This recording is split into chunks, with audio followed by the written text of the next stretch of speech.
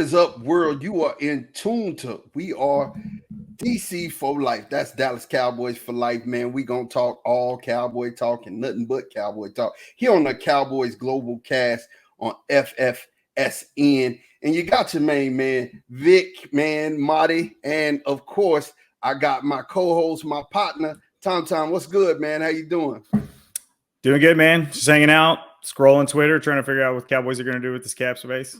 Man, listen, I'm going crazy. It's like, first of all, this is an uncomfortable place to be.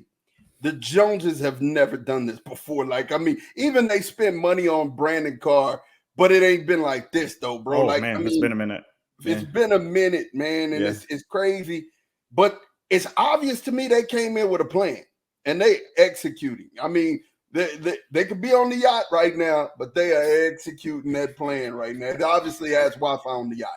Yeah, we'll see. We'll see. Part one of the plan seems to be going well. Hopefully, by the time next season starts, we won't be saying there was no plan. Why was there no plan? It looked like last year when we didn't have no receivers, that was no plan. You know what I'm saying? No, and it almost, for real, I'm not a conspiracy theorist, but it's almost like, hey, we were trying to get off Kellen Moore, man. Get him out of here. You know what I'm saying?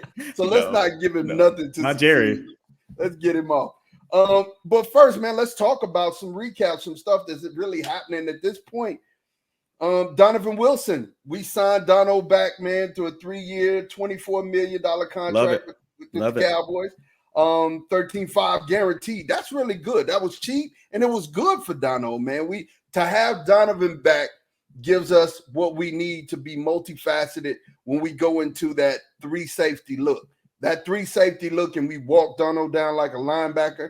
That's hard. That's a hard lineup, man. So I'm really excited about Dono coming back. The next one, Leighton Vander Esch. Tell me what you think about his contract. You know what I'm saying? Tell me what you think about LVE coming back, man. Yeah, I mean, I love it. We kind of saw down the stretch that he's probably a little bit more important to that defense than we maybe thought he was. They really started to kind of struggle there. Those 2 or 3 games that he was out.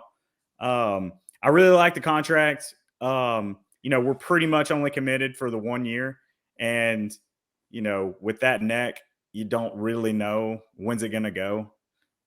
So I like that we were able to bring him back without having to commit to multiple years. So happy to see him back.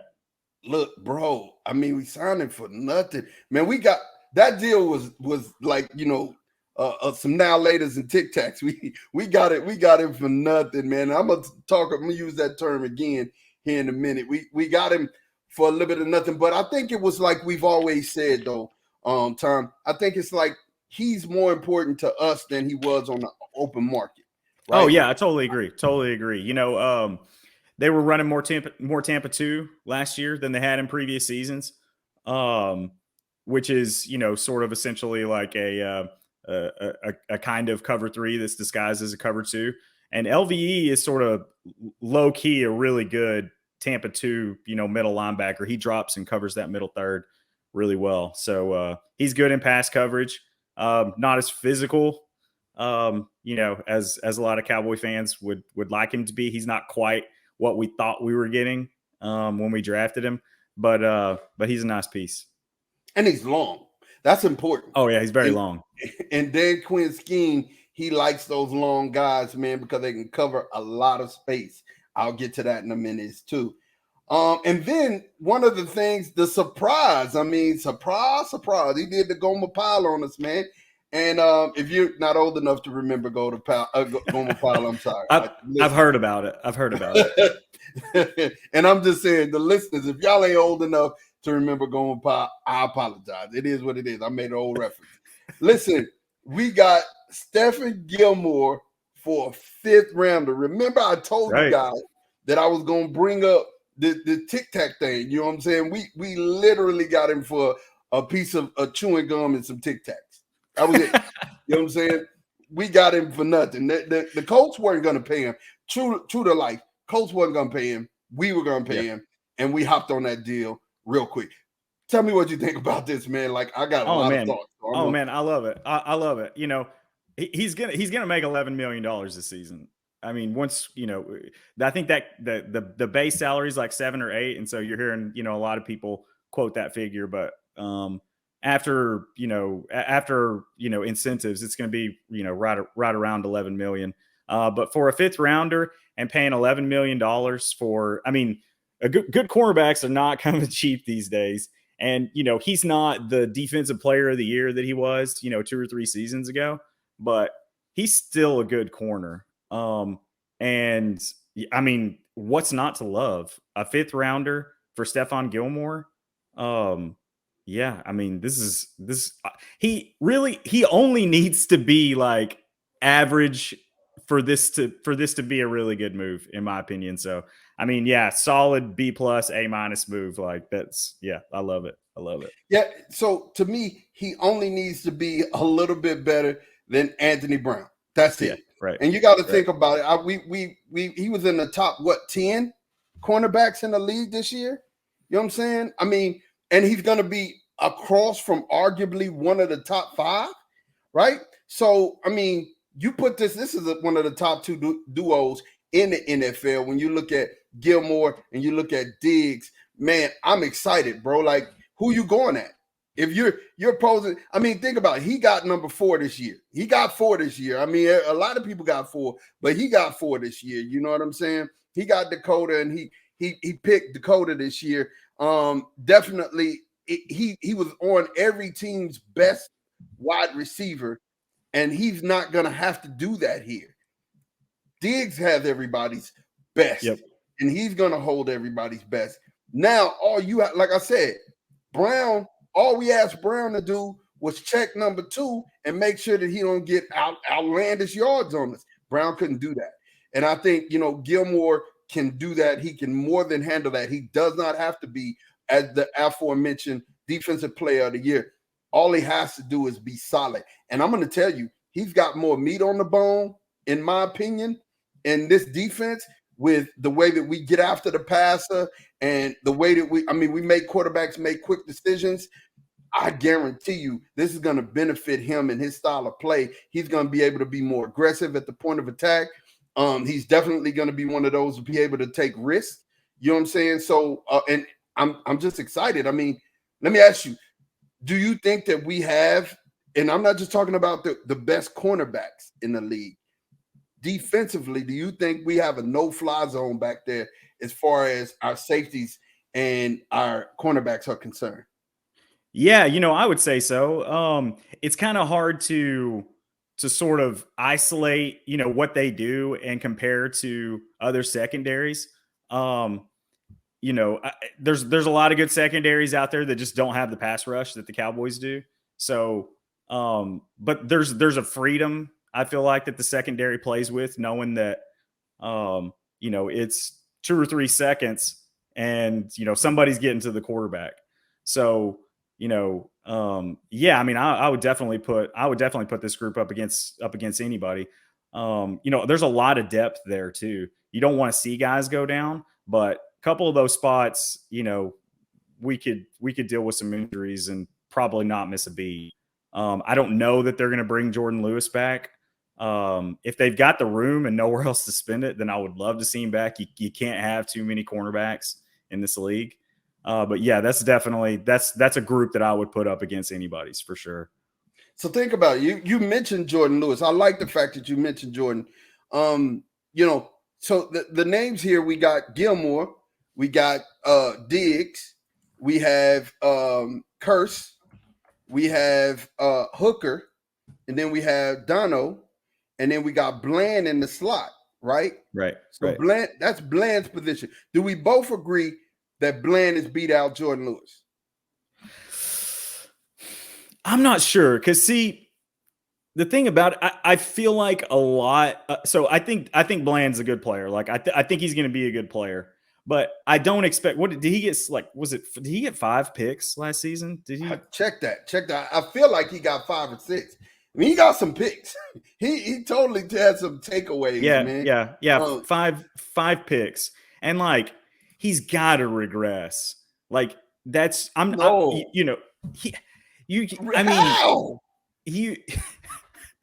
did he regress? Like how? if he maintains, the snaps that he was getting second half of the season, if he gets that for a full season, I mean, yeah, he can get 4 or 5. But I'm talking about at the clip that he was getting them at. It's like, what we saw with, Trayvon, 2 seasons ago. It's like he's not going to get, be getting double-digit sacks sacks, interceptions, every year. Like, that's just not going to happen. A lot of that is just, kind of the roll of the dice. And I'm not saying Deron Bland got lucky. You make your own luck for sure. But, like, I don't expect that he's going to be, turning the ball over, at the clip that he was, relative to the snaps that he was getting. I think he's a good piece. I'm not ready to say if they retain Jordan Lewis. This is all based on whether or not they retain Jordan Lewis. But I'm not yet ready to say that's Deron Bland's spot, because Jordan Lewis was a nice little slot corner too. And I think that he was, in particular, sort of well suited. And I mean, I'm about to say he's really well suited for a defense, where you have a really good pass rush, and like, what defensive back is not, well suited for that? Like, they would all love to play in a defense like that. Every defensive back. But so Jordan Lewis is kind of low key, like a pretty solid little ball hawk. You know what I mean? Like, he's not getting, 7-8 interceptions a season or anything like that. And I mean, not that there's anybody that's doing that every year, but I mean, he's good for, 2 or 3 picks a season. It feels like these last few years. And I'm not ready to give that spot to Deron Bland just yet. I'm going to tell you, Tom, I'm going to be real with you. I'm a Deron Bland fan. You know what I'm saying? I know you are. A little bit. Deron Bland fan. I'm going to tell you, he's a ball hawk. That stuff that you mentioned with Jordan Lewis, he's more of a ball hawk to me than Jordan. If it hits his hands, it's his. It's not one of them things where he's going to knock it down. No, that man is trying to take it and get it to the house. That's what I like. I like when you're trying to catch it and get it to the house. Now, do I think he's going to average 7 interceptions a year? I hope so, but I don't think so. I mean, look at, Trayvon. Trayvon, he had a big year. It was like 11 interceptions, something like that. He didn't have that many this year. Matter of fact, he was dropping them. He dropped a crucial one. Yeah, he did. Against San Francisco. Yep. I get that, but you're going to get better. As you get confidence in this league, you get better. When you start realizing I can play with anybody, that's when you start really allowing your talent to play. And we're going to talk about my guy receiver. I always forget his name. You know his name right off the top of your head. We'll talk about him because I feel like he's that guy. He has that type of talent, but he does not have it. He's having to think. He had to think last year. Jaden Tolbert. He had to think last year, and I think that's what kept him off the field. But with Deron, he's not thinking. He's just out here instinctively getting picks. You know what I'm saying? And so, like, to add to the point that you're making, so one thing I will say about Bland is that, okay, so I will restate. I do not think he's going to be, 7 or 8, picks. I don't think he's going to be able to keep up, that rate that he was, that he was making interceptions, at the last half of last season. But he gets his head around, right? Absolutely. Like, and, you watch these games and you get so frustrated with these guys that won't get their head around. And it must be way harder than it looks, because as a fan, you're watching and you say, just turn around and find the ball, right? But there's just not many guys that can do it. And Bland, as a rookie, he was getting his head around. And so, definitely. I mean, it's not like 5 interceptions just fell in his lap. I mean, he's getting his head around. He's looking, he's trying to find the ball. It's not easy to intercept the NFL quarterback, because their whole job is to fool you. Their whole job is to trick a defense, right? Right. So the Cowboys restructured DeMarcus Lawrence, and that was another $8.8 million in cap space, right? And then they restructured Tyron's contract, converting some of his $13.6 scheduled compensation and incentives, lowering his $17 million cap number, right? So the cap room, the cap space is right around, we'll say 17, right? Somewhere around there, yeah. So around 17. But I've seen some numbers that were higher than that. We got the 17 from what source? So I use Spot Track. That's kind of my go-to. I mean, Over the Cap has us at like 14, and I think Spot Track has us around 16, something like that. So I mean, that's just, I see on Twitter people saying 45 million, and I'm looking at Spot Track, and that seems to be, you see people, use that for, contract breakdowns and things like that. So that's where I go. And Spot Track has us at like 16 million under the cap And keep right in now. mind the 10 that we're saving from this next thing that we're going to talk about. We won't get that until June 1st, right? So that won't hit our books back. It's like a refund. When you buy something from Apple and you're trading it in, you got to send it off, and then it gets credited back to your card. That's what's happening. You know what I'm saying? And basically, here's where we're at, man. And I'm sad, bro. Like it's one of those things where it's the end of an era, right? Yeah. And that's what we title it, the end of the era. But I think it's the beginning of something special. And today, unfortunately, we announced that we're letting go of Ezekiel Elliott. Yeah. Man, Zeke, it's tough. Like, you grew to love Zeke. You grew to appreciate him. You know what I'm saying? You grew to appreciate 21-4 or 214, the area code of Dallas, which they have coined. Y'all need to know that. They've actually trademarked 214, right? And that is Zeke's number and Dak's number put together. They actually did it, which was crazy. And they did it for like their sports camps and their organizations, and they got chains and pendants and stuff made, and I love it. I absolutely love it. They're best friends, best bros, those two. Yeah, to see these guys, it's potentially an end of an era. I can't say that we're totally kissing and saying goodbye with Zeke. I can't say that. I mean, we may re-sign him, who knows? But they're saying that the offer that we made him, he didn't like too much, right? So, I seen his mom kind of lamenting on Twitter today, and we love her. We're going to tell you, Mama Elliott, you're still a part of Cowboy Nation. I still feel like that Zeke is a Cowboy, and I'll always be rooting for him wherever he goes. Here's some numbers, and then I want you to chime in on this too, Tom. Zeke is second in 100-yard games since 2016, 30, right? And he's second only to Derrick Henry with 34, right? He's second in money made to Adrian Peterson. Adrian Peterson made 103 million. Zeke made 70 million. That's crazy, right? How do you feel about those numbers, Tom? I mean, the number that makes me the happiest is the 70 million. These running backs, they come in and they give everything and they get discarded so quickly. So I'm sad to see him go, but I'm very happy to know that he was compensated. That he was compensated for what he gave the franchise. Looking at the rushing numbers, his on-field production. I mean, he was so. I mean, what can you say about him? He had a complete and utter disregard for what it could mean for he seemed to play with a total disregard for his long-term career, right?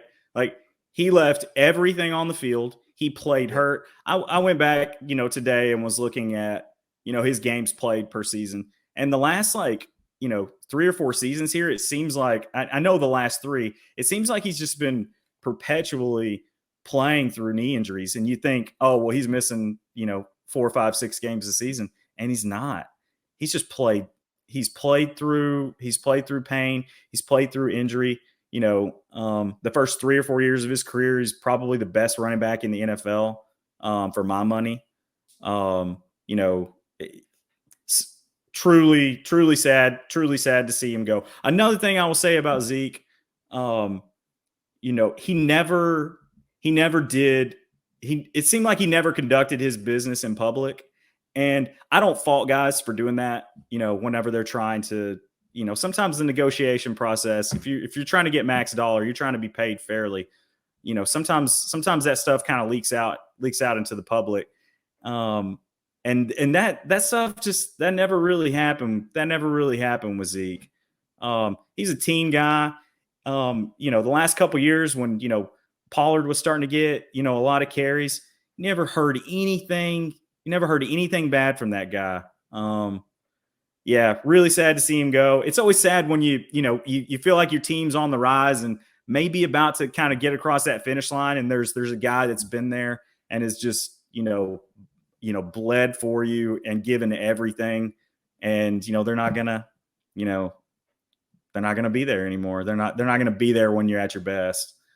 Like I think this team's gonna be. So I'm very sad today. Very sad to see him go. Yeah, it breaks my heart, but it was one of those things where we couldn't pay him. I mean, it was absolutely the right thing to do. Yeah. We could not afford to pay him. And I mean, this being a business, you're right, man. First of all, he gave everything to us. Everything. He gave everything to us. When Tony started to come up, he wasn't, one of those teammates that was like, oh, you just gonna give him the ball. I'm the bell cow. He was doing whatever it took to win. Even that old stupid play that joystick drew up at the end of the game. I mean, I hate that was the last time that may be the last time I see number 21 in a star on his helmet, man. That's not what I remember. It was dumb. I mean, anyway. Yeah. My whole thing is he played, like you said, he played with a knee brace on it. If something were hurting, he just rubbed some dirt on it. He got out there and he played, man. That's what he did. He was a warrior. And we got to give Zeke that respect, man. Zeke is that guy. Numbers 1881 rushes, 8,262 yards, 4.4 yards average, 80 yards a game, 68 touchdowns, 22 fumbles. We ain't got to talk about that. He was targeted 402 times, 305 receptions, 2,336 yards, 7.7 as far as the yards reception, and his catch percentage is 75.9, 12 touchdowns. In the Cowboys era, and as far as the Cowboy running backs is concerned, he's number 3. He is Emmitt Smith is 17, 162. We know what that puts him at. The greatest of all time as far as yards is concerned. Tony Dorsett, 12,036 yards.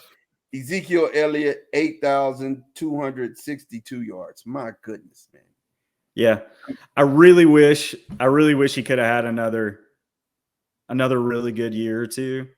Or maybe a ring in there. To kind of cement that legacy. It'll be interesting to see, how he's remembered, 10, 20 years from now. It'll be really interesting. I'm going to tell you the truth. I don't want him to be remembered like what you said, Tom, but I feel like that's how he's going to be remembered. Yeah. He left and we got one. And I don't want to man, I want to be, let me say my real feelings, you guys. I want to get younger at the position. I want to, right? Any fan wants to see their team expand and get bigger and better at every position on the field. But man, even if he's there in a coaching, I just really want to see. I want to see him there, man. I want to see Zeke there, man. Yeah, for sure. But it is what it is, Tom. I mean, it is what it is, man. So my question, this is the $1 million question. What are we putting all this cap up for? What? I've seen some things and I've heard some things, and listening to the Tom Toms and the Win, and everybody is saying that they know what's next. I've seen people, have a number 10 jersey on, and they're predicting that we're making this move for D-Hop. I hear a whole bunch of people saying that Jerry's in love and infatuated with OBJ. And, when he falls in love with somebody, he got to have him. You know what I'm saying? I think he has a man crush on OBJ. So, yeah, I could see it. I could see him picking OBJ. Then there's Brandon Cooks. Brandon Cooks is still out there. And, and then there's these rumors that Tampa's trying to get off Mike Evans. Listen, I am saying to myself, I don't know what we're going to do with this money, but I obviously believe that they are putting this money up for a reason, and I'm going to ask you, what do you think we're about to do with this money? Like, if you were a betting man and you had to bet, what do you think they're about to do with this money, and who you think they're about to spend it on? Well, my heart says that they're going to go and get a receiver. And I know you're asking for a specific name, but my heart says that they're going to go and get a receiver. But my head says that we're going to get an extension worked out for somebody who's due an extension. Dak has a gigantic cap hit looming next year. He's going to count 60 million against the cap next year. That puts Dak in a very strong, in my opinion, that puts Dak in a very strong position to negotiate. I know that the cap's going to keep going up, drastically even over the next, 2 or 3 years. I think they project it's going to be at it's at 225 this year, and they're thinking it's going to be at 300 million in 2 or 3 years. I think, I don't know, maybe that's more 4 years, but it's going up big time. Yeah, the price of a quarterback is not cheap. My heart says they're going to go and get a playmaker. My head says that, either, Dak or somebody else is, going to get an extension and they're going to front load it. That they're going to, that seems like that would be a nice incentive to be able to have Dak agree, to an extension, is to give him a whole bunch of money up front, or more than they would have otherwise been able to. Otherwise, that puts them in a really tough position, next offseason, because they definitely don't want to be on the, they definitely don't want to be on the hook for 60 million with Dak. They're going to have to work something out. And if Dak has that as a negotiating chip, knowing, give me what I want, or you're going to be on the hook for 60 million. I think they might need to go ahead and try and, go ahead and bite that bullet. I know that's kind of a boring take, but one thing that I've learned, it seems like, 7, 8, 10 years ago, it was, we're going to give up, multiple picks for Roy Williams, right? That's what we're going to do. We were that team, right? We were always going for it, probably at times whenever we shouldn't have been, and spending too much to do it. Yeah. Well, Sam Hurd. Yeah. All those guys. Oh goodness. Yeah. So, and now it seems like we've kind of, I don't know if we've overcorrected. I don't think so. I think that I think they've actually just really been making a lot of good decisions the last few years. I know as fans, the team starts to get good, and then we say, all right, now go for it. Make a move. And they're trying to grow this thing sustainably, through the draft, through not overspending in free agency. And these are the things we wanted, 7, 8, 10 years ago. And now that they're doing it, we kind of complain about it and say that they need to, make a big move. I think they're doing the right things, but with all that said, I would like to see them, go and get a receiver. Now, are we going to talk specific? You want to talk OBJ? You want to talk D-Hop? Do you want to talk Brandon Cooks? Is that Mike Evans? And we want to talk about these guys specifically? No, I mean, you that was beautiful. I mean, I think your answer is definitely one way of looking at it, and one thing that I could see happening for real, knowing the Joneses. Like I said, I'm uncomfortable at this point. I mean, this is not usual. These are not usual things. And all of you people out there who are Cowboy, summer fans, let's just say y'all are summer fans, y'all are mad because we gave up Amari for a 5th round. Guess what? We got another good player for a 5th round pick. Somebody else got off of a great player for a 5th round pick. So don't be mad. Second thing about this is, man, in my mind, they have to. There's no ifs, ands, and buts about it. even you can't pay somebody future if you don't take care of it now. He needs wide receiver help, and he needs somebody who can I totally help agree. on the outside, period. And if Yep. he doesn't get that, we're looking at us getting off of him anyway, right? And it's one of those things where, you know, he knows it's a prove-it year. McCarthy knows it's a prove-it year. I can't imagine Mike McCarthy not getting him any help. I just can't. I can't imagine Jerry Jones saying, I'm going to live and die with what we got. Not this time. He did that last year. And, there are certain things that I don't see Jerry doing twice. Some things I see him sticking to. But other things, I don't see him doing twice. He's got to go get somebody. Now, I don't know if it's going to be D-Hop. He's $17 million. No, $19 million. Yeah. He's $19 million. I don't know. And I think it'd be 14 or 15 the next year. Yeah. Yeah, but let me tell you something. He did say, D-Hop said out of his own mouth, I'm willing to take less, and I'm willing to negotiate a deal, right? He has been in Dallas since the 22nd. And let me mention this, Tom. I got to tell you, man, is Dez working for the Joneses? Is he like the secret weapon? Is he like the secret? He might be on payroll.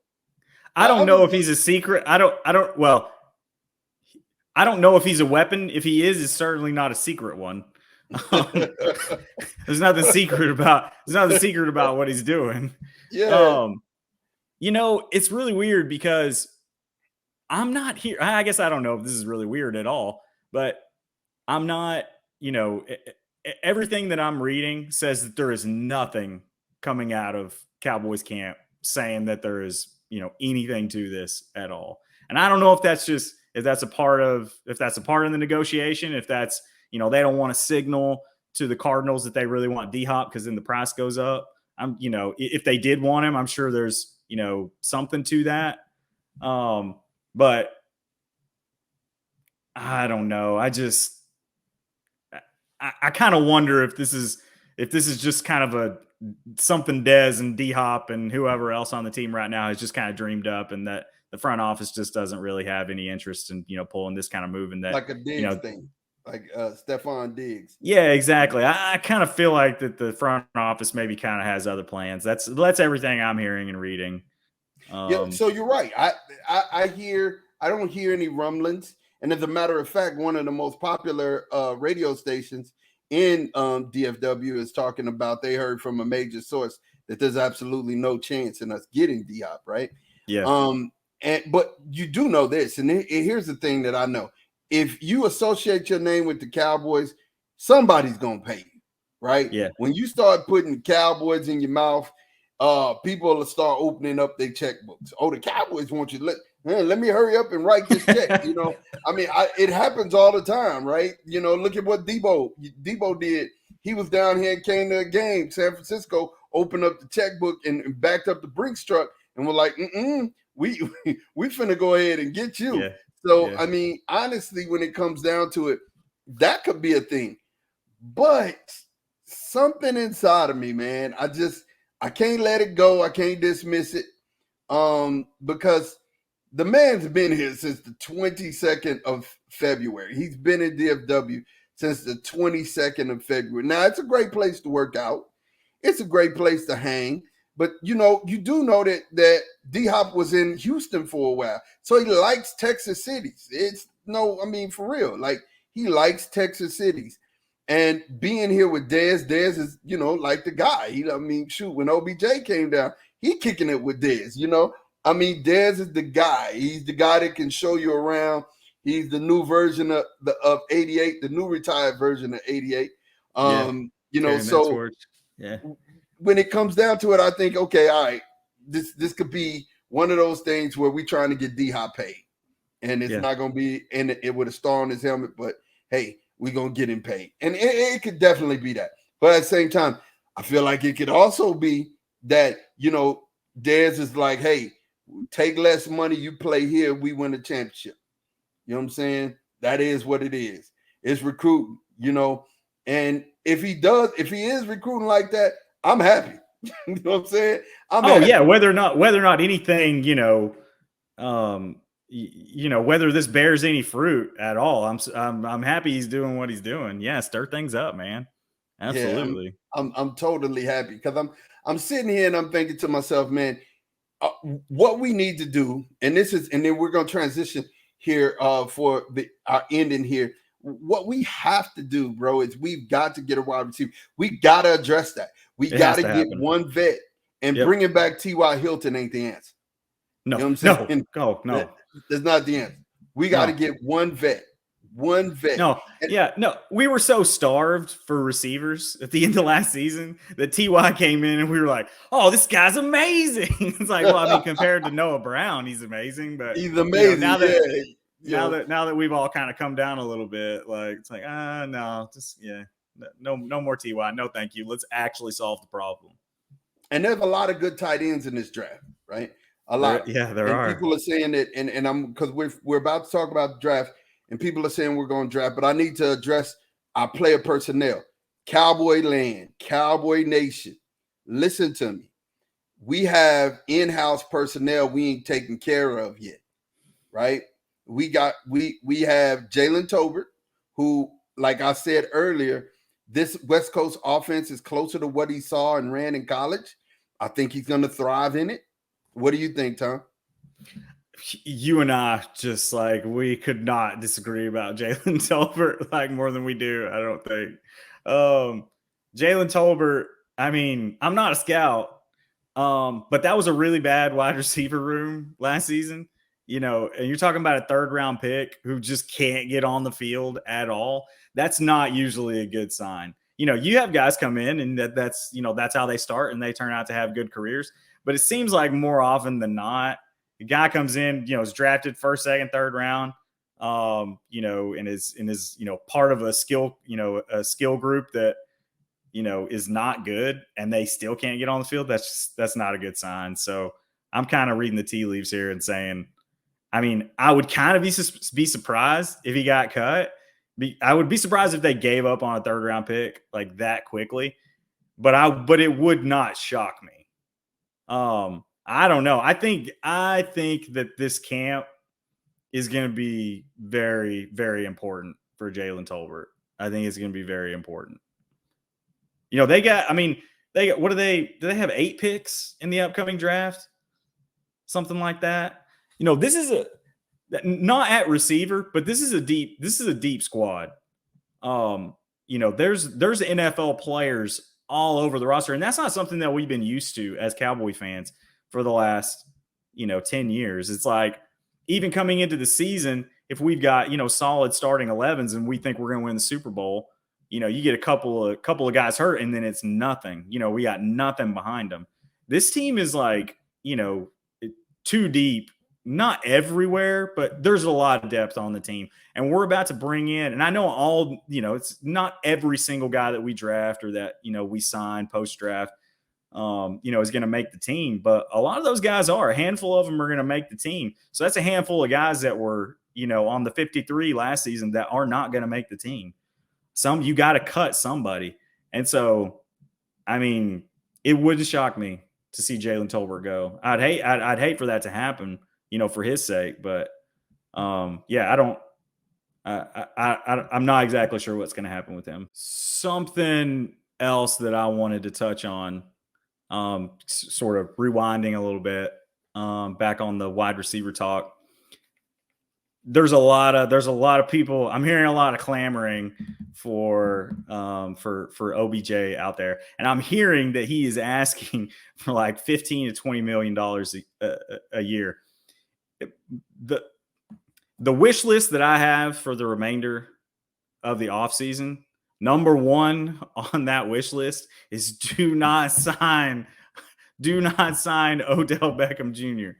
Do not do it.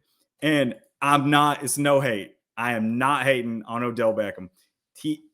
It's one of my favorite players ever. I mean, who can forget, when he came on the scene and just set the world on fire on Monday night against the Cowboys. Or was it Sunday night? I don't remember if it was Monday night or Sunday night. I just remember it was a game at night, prime time. The guy just cannot stay healthy. He can't stay. He can't stay on the field. What's he been in the league for? 9 seasons, something like that. And it's been since, I mean, he was great for three seasons. First year, 1,300 yards receiving. Second year, 1,450 yards. Third year, 1,367 yards. He hasn't, and he's gone over 1,000 twice since then, just barely by a hair. He's missed, let's see, count them up. He's missed, let's see, he missed the entire season last year, missed 3 games the year before. I know he did well in the playoffs. Season before that, 9 games. The guy just like has not been the same in terms of his health or production on the field whenever he has been healthy. Since his 3rd year in the NFL, at the start of that 4th season, he was great. But he gets injured and he's just never been the same since. I do not want to take a chance on OBJ. That's just not something that I'm willing to do. I feel like that the Cowboys are in a position to really do something special this season. They do need to solve the wide receiver problem. But they don't need to take unnecessary risks.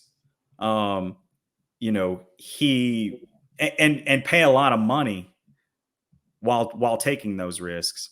I would much rather, I know that we're talking about having to give up picks in order to do this. I would much rather them go for a Mike Evans, go for a D-Hop. I don't even know if these guys are available.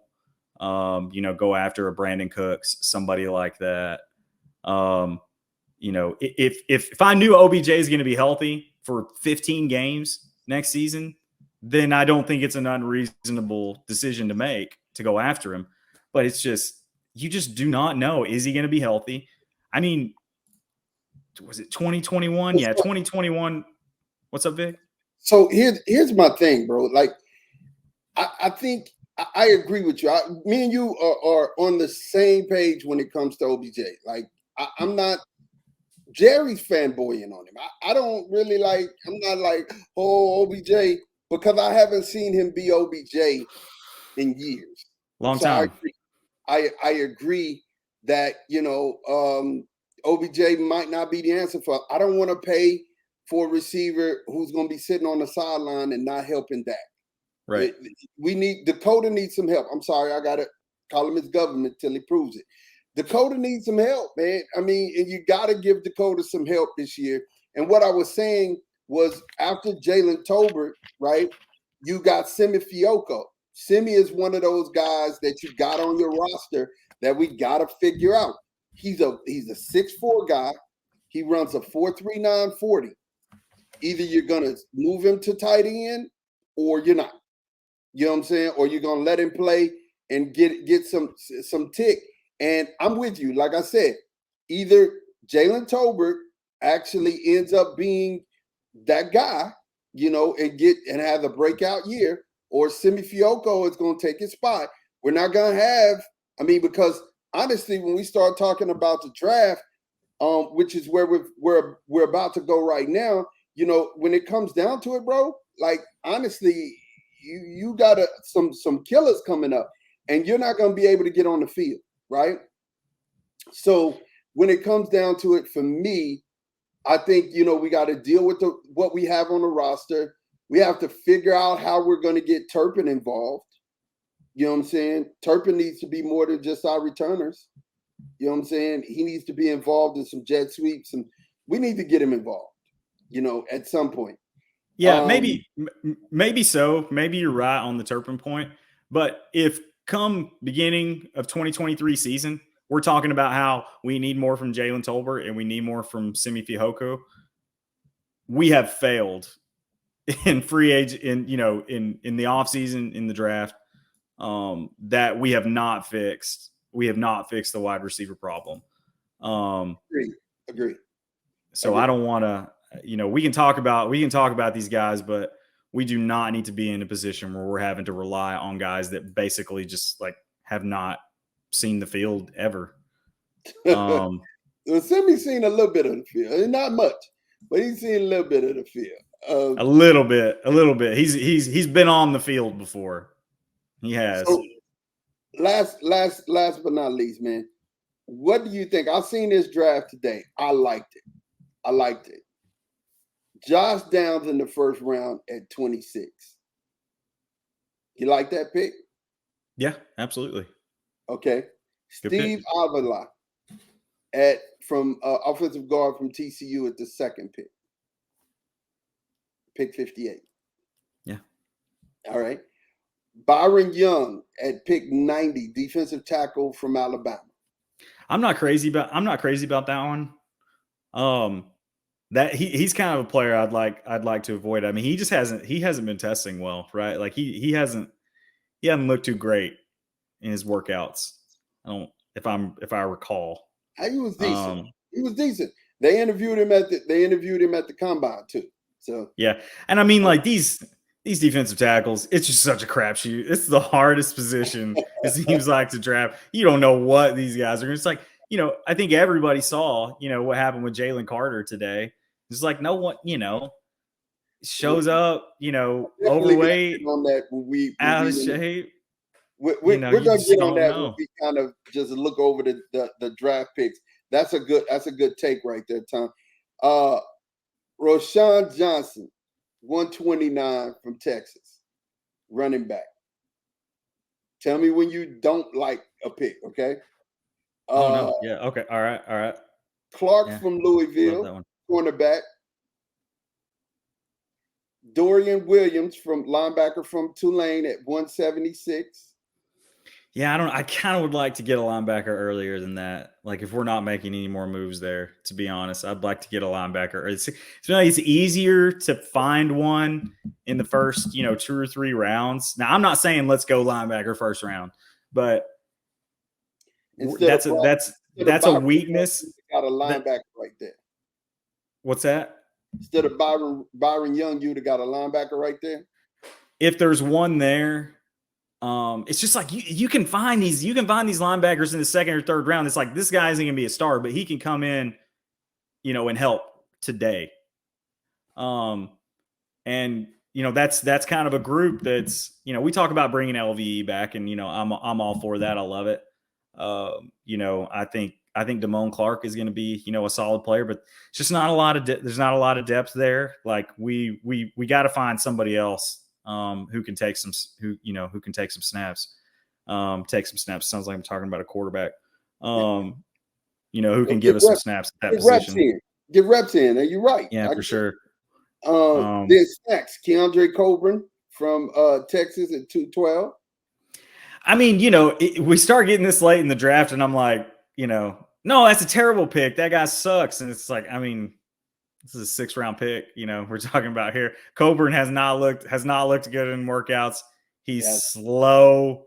Oh my goodness. He's one of those big guys that'll cause some havoc in the middle.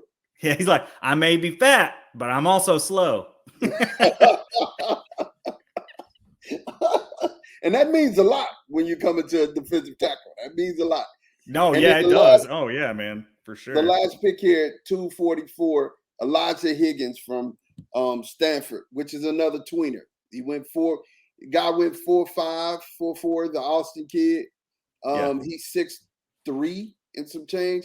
So, it's another tweener who's in between receiver and tight end who I could see being made a tight end. I like this draft because I like the first 2 picks really, really good. And I like Roshan. I wasn't really happy about the Byron Young thing, but we'll take it.